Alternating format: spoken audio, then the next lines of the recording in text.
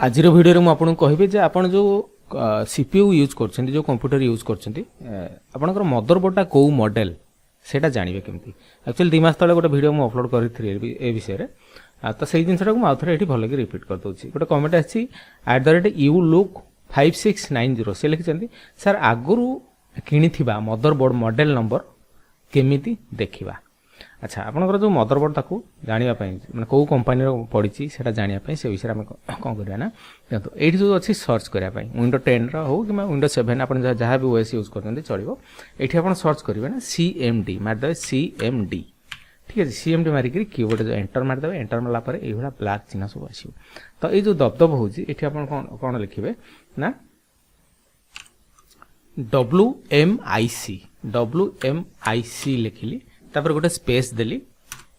तापर मु लिखिबी base board BASEBOARD एथरे गोटे स्पेलिंग जेमदी किछि भूल न हुए एवं मु जोडी स्पेस देबा कथा आपण सेमती करंतु एक्जेक्टली आपण सेमती करा पई पड़िबो गोटे जदी स्पेलिंग जदी भूल भाल हो जाए ताले एटा देखेबो नाही WMIC तापर गोटे स्पेस देली तापर लिखली बेस बोर्ड तापर पुनी आ गोटे स्पेस देली तापर पुनी लिखली गेट GET तापर आ गोटे स्पेस देली तापर लिखली प्रोडक्ट PRO प्रोडक्ट लिखली तापर कॉमा मारली तापर पुनी आ गोटे स्पेस देली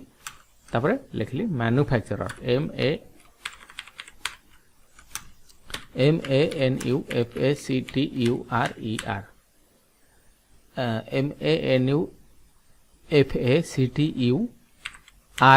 MANUFACTURER तापर कीबोर्ड मु एंटर मारिबी कीबोर्ड एंटर मारला पर देखंतु एटा देखे देला जे यार मैन्युफैक्चरर एवं प्रोडक्ट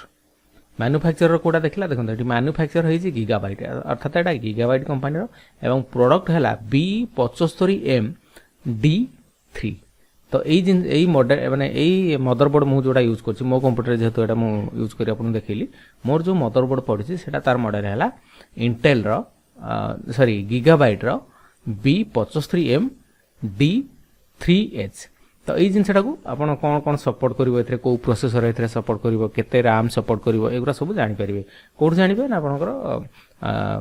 गूगल सर्च पर जानि परिबे माने करन मु एठी लिखि के देखि देली देखो B75M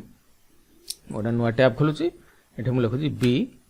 B75MD3H मदरबोर्ड प्राइस ये मॉडल टा अवश्य एबे बंद हे गलानी किंतु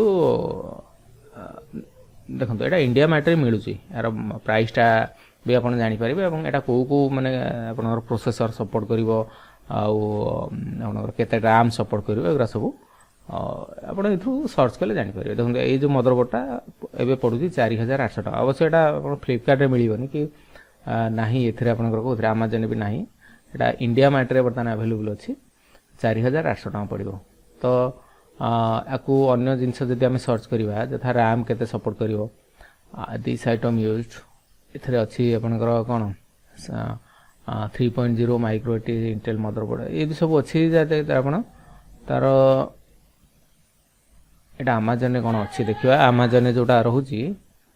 एटा अमेज़न ने जोटा रहूची सेटा करेंटली ऑन अवेलेबल देखौची किंतु एटा देखंतु तार कोन कोन सब लागिवो देखंतु एई मॉडल ला मु जोटा यूज करूची ठीक अछि DDR3 RAM टा लागिवो एथरे DDR3 परे देखंतु CPU सपोर्ट कोन करबो माने हमर जो प्रोसेसर टा कोन सपोर्ट करबो देखंतु Core i7 i5 i3 Pentium Celeron processor support करबो LGA 1155 पैकेज चिपसेट हला Intel B75 Express चिपसेट अच्छा मेमोरी देइची आपनकर देखंतु 32GB पर्यंत सपोर्ट करिवो एटा होची DDR3 सपोर्ट करिवो DDR4 एथरे सपोर्ट करिवो नाही तेनो आपनको देखिया पई पड़िवो जे आपन जो